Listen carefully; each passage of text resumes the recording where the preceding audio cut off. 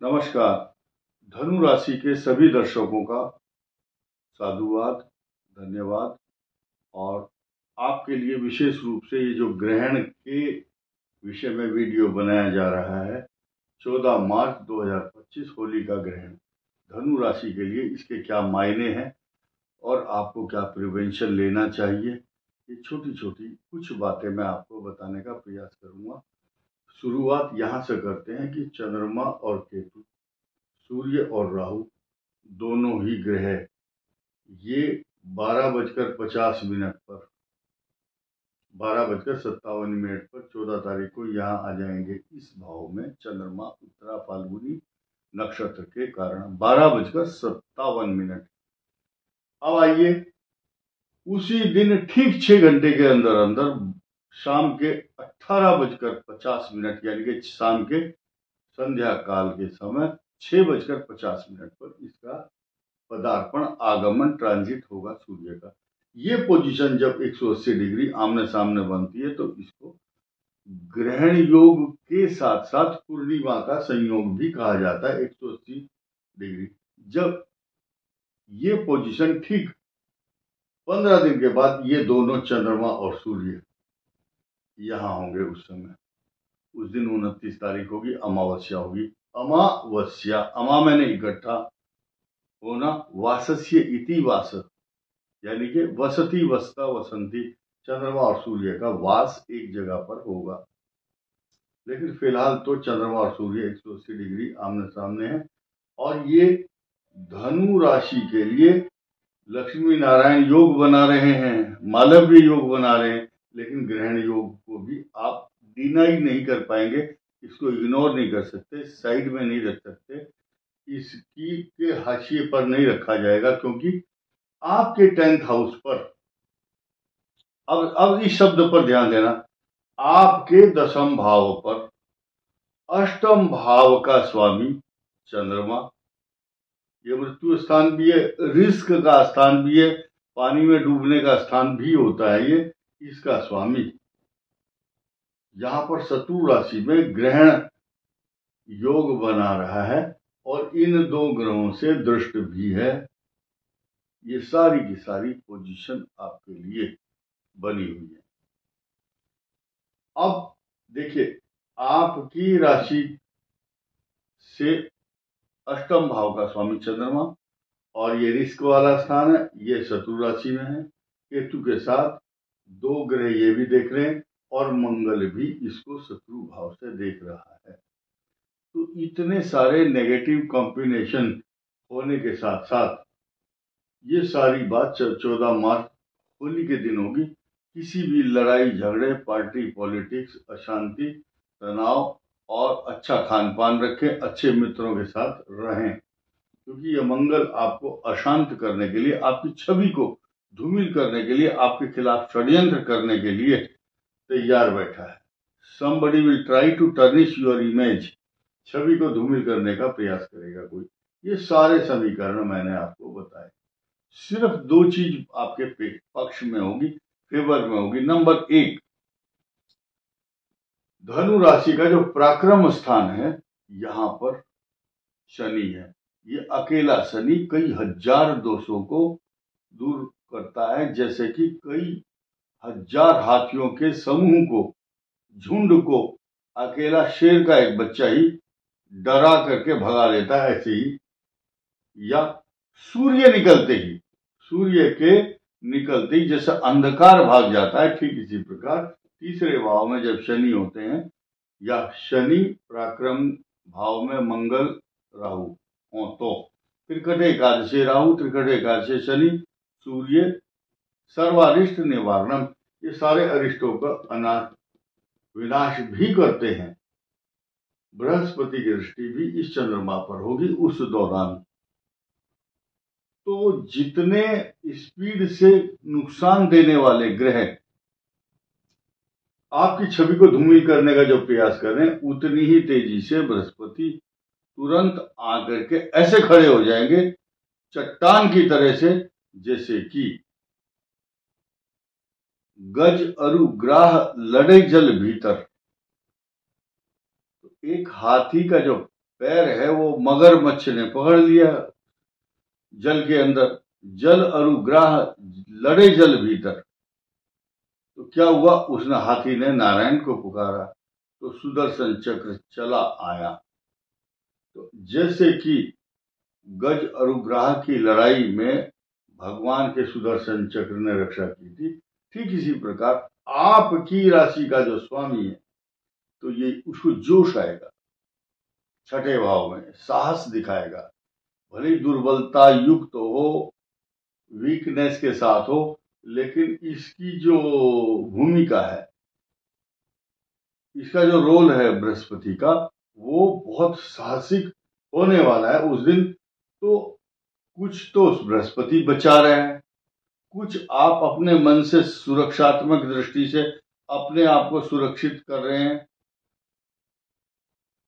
बहुत सोच समझ कर चलना होगा, जल्दबाजी नहीं करनी है किसी भी काम में। वाहन आदि चलाते समय सचेत होकर चलना चाहिए। इस सृष्टि के दो नेत्र हैं, सूर्य और चंद्रमा। यही नेता और अभिनेता है, सब कुछ है सृष्टि के। ज्योतिष की जितनी भी गणनाएं हैं सूर्य और चंद्रमा के उदय और अस्त के हिसाब से ही लगाई जाती है। चंद्रमा कितने बजे उदय होगा, कितने बजे अस्त होगा, इस बात को लेकर ही हमारे त्योहार, सारे त्योहार पूरे विश्व में इनके उदय और अस्त तथा इनके कॉम्बिनेशन के द्वारा हिसाब लगाए जाते हैं। और चाहे दीपावली हो, ईद हो या पूर्णिमा हो, संक्रांति से लेकर के एकादशी, द्वादशी, ये सारे पर्व, जन्माष्टमी से लेकर के और रामनवमी तक, सबका जो हिसाब है ये चंद्रमा और सूर्य से ही लगाया जाता है। अब उस दिन उत्तरा फाल्गुनी नक्षत्र पर 12:57 पर यहाँ पर ये चंद्रमा इनके स्वागत के लिए, सूर्य नारायण के स्वागत के लिए तैयार रहेंगे। और शाम को 6:50 पर सूर्य का आगमन होगा, तो दोनों की 180 अंश पर दृष्टि भी होगी। ये तो एक सामान्य समीकरण मैंने बताया। अब बोनस में जैसे छोटी छोटी बातें, टिप्स बता देते हैं, उस पर भी थोड़ी सी चर्चा कर लेते हैं। पराक्रम में शनि आपके साहस को बढ़ाएगा, आपको तरक्की देगा। पल्लवित, पुष्पित, पोषित, सिंचित, आनंदित, हर्षित, गर्वित सब कुछ करता है। और बृहस्पति आपके लिए शुभ फल देगा। मंगल के अच्छे परिणाम बिल्कुल नहीं मिल रहे हैं। आपकी नौकरी, व्यापार, प्रतिष्ठा, पिता का स्थान भी है, नौकरी बदलने का स्थान भी यही है। कुछ को नौकरी नहीं मिल रही है तो इस नौकरी से जुड़े हुए कुछ मामले आप ये समझिए, इसी वर्ष 30 अप्रैल के बाद आपके जॉब में, 30 अप्रैल के बाद और 30 मार्च के बाद और 14 मई के बाद जो कुछ समीकरणों में बदलाव होगा ग्रहों में, तो ये आपके लिए पॉजिटिव इफेक्ट देने वाले होंगे। फिलहाल आप ये समझिए कि मूला नक्षत्र, जिन लोगों की सूर्य, चंद्र और मंगल की दशा चल रही है, वो इनके लिए शुभ फल, शुभ परिणाम देगी। लेकिन शनि की जो ढैया है वो 30 मार्च को आ रही है। आपका लगन और आपकी राशि अगर धनु है तो कंफर्म समझिए। इसके अलावा धनु राशि जिनकी कुंडली में मूला, पूर्वाषाढ़, उत्तराषाढ़ नक्षत्र है, इनके ऊपर शनि की ढैया शुरू होने वाली है। और पूर्वाषाढ़ नक्षत्र के लिए जिनकी कुंडली में सूर्य, चंद्र और मंगल, राहु और बृहस्पति की दशा चल रही है, वो अच्छे फल, अच्छे परिणाम देने वाली होगी। ये आया उत्तराषाढ़ नक्षत्र। जिनकी कुंडली में मंगल, राहु, बृहस्पति, शनि, बुध, केतु और शुक्र की दशा चल रही है, वो इनके लिए वरदान साबित होगी। लेकिन शुक्र की दशा रोग कारक भी रहेगी। शुगर या वंशानुगत रोग, पेशाब से संबंधित रोग उत्पन्न कराता है, क्योंकि यहाँ 4 लिखा हुआ है। 4 ये जल का द्योतक है और रोग का भी द्योतक होता है। फिलहाल आपके सप्तम भाव में जो मंगल चल रहा है, यह आपकी मैरिज लाइफ को, दाम्पत्य जीवन को डिस्टर्ब करता है, और ये शत्रु राशि में है, और शत्रु राशि में बैठ करके शत्रु राशि में बैठे हुए चंद्रमा को भी देख रहा है। तो कुछ अच्छे समीकरण नहीं है। ये जॉब से रिलेटेड और ये मैरिज लाइफ से रिलेटेड जुड़े हुए मामले देखता है। पंचम भाव जो विद्यार्थी है, महिला है, किसान है तथा स्टूडेंट है, उनके लिए ये जो समय है चुनौतीपूर्ण रहेगा। 4 बात ऐसी है, आपकी हेल्थ, मैरिज लाइफ, कैरियर, आपकी संतान, उन पर ज्यादा फोकस करना है। अब ध्यान देना है कि जो स्टूडेंट है उनका की जो पंचम भाव का स्वामी है 2 अप्रैल को ये नीच राशि में होंगे और 5 जून तक रहेंगे। ये पोजीशन धनु राशि के लिए या उनके संतान के लिए अच्छे परिणाम नहीं देगी। आपको बहुत सोच समझ के चलना। कुछ लोग बोलते हैं लास्ट में उपाय जरूर बताया करो। उपाय ये है, गणेश जी की आराधना आपके लिए बहुत शुभ फल देगी, लेकिन उससे भी अधिक आप रोज पूजा करें गणेश जी की, हनुमान जी की। साथ ही साथ आपके भाग्येश तय करता है कि आपका भाग्य कैसा होगा, किधर जाओगे आप। इसका स्वामी सूर्य है। अभी ये राहु के साथ ग्रहण योग बना रहा है, इसलिए ओम सूर्य का एक मंत्र पढ़े। बहुत से लोग कमेंट में लिख देते हैं मंत्र कि हम भी जानते हैं, और वास्तव में जाने क्यों ना, क्योंकि धनु राशि का स्वामी बृहस्पति है और वह भगवान के एकदम सन्निकट है। और ओम विष्णवे नमः विष्णु सहस्त्र नाम स्तोत्र का पाठ भी आपके लिए लाभदायक रहेगा। साथ ही साथ जो भाग्य स्थान है उसका स्वामी सूर्य को जल देना। एक चीज बहुत काम की सुन लो, जब मनुष्य को कोई कष्ट होता है तो गली गली मोहल्ले में इधर उधर जा करके किसी भी ऐसे परामर्शदाता, भाग्य विधाता, ज्योतिषियों के पास जा करके आप तरह तरह के ज्योतिषियों की परीक्षा लेते हैं। देखता हूँ ये क्या बताता है, इसको देखते हैं ये क्या बताएगा, सेकंड ओपिनियन भी ले लेते हैं। नहीं, कहीं मत जाओ। आपकी राशि का स्वामी सूर्य, आप उसको जल दीजिए, समय से सूर्य नारायण को प्रणाम कीजिए, और अपने मनोरथ अगर कहना है तो जल देते समय, जल जब अर्पण करते हैं आंख बंद करके जल देना, सूर्य की तरफ देखना नहीं चाहिए। अपना मनोरथ अपने मन ही मन बोलना है। और क्या बोलना है, ये अगर बोल सकते तो अच्छा। सो तुम जानहु अंतर्यामी, पूर्वहु मोर मनोरथ स्वामी। यानी के सो तुम जानहु, मुझे नहीं पता कि मैं क्या, मेरी क्या समस्या है, आपको सब पता है।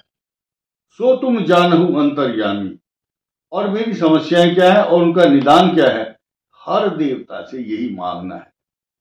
अपनी लिस्ट लेकर के भेज देते हैं आप, मेरी नौकरी, मेरा हेल्थ, मेरे बच्चे, मेरा जो होना है वो हो रहा है ग्रहों के आधार पर, भाग्य के आधार पर, लेकिन आप अपनी जो अनुनय, विनय और प्रार्थना भगवान के समक्ष रखते हैं तो 2 ही शब्दों में, छोटे संक्षेप में काम चलाओ, शॉर्टकट में। हे प्रभु, मेरी समस्या को आप समझते हैं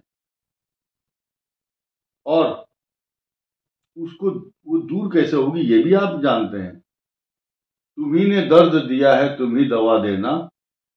और इस प्रकार की बातें भगवान के समक्ष कर सकते हैं, लिस्ट नहीं सौंपना। कुछ लोग आज की तारीख में भगवान को ये समझते हैं भगवान बड़े सरल हैं, भगवान मैं 21 रुपए का प्रसाद चढ़ाऊंगा, काम हो गया, फिर भूल गए। सत्यनारायण की कथा में आता है, एक साधु वैश्य था, बोले जब मेरा काम हो जाएगा, बच्चे का कन्या की विवाह हो जाएगा, तब इसको सत्यनारायण कथा संपन्न करूंगा। एक फिल्म में गीत आया था, ध्यान से सुनिए आप। देते हैं भगवान को धोखा, इंसान को क्या छोड़ेंगे, कसमें वादे प्यार वफा सब बातें हैं, बातों का क्या। भगवान को नहीं छोड़ते, झूठ बोलते हैं, तो इंसान की क्या बिसात है। इसलिए भगवान के समक्ष उतनी ही बात करो, प्रभु मेरे से जो बन पड़ेगा या जो आप कराएंगे वही मैं करने में समर्थ होऊंगा। पहले से ही बहुत बड़ी बड़ी बात करना ठीक नहीं होता।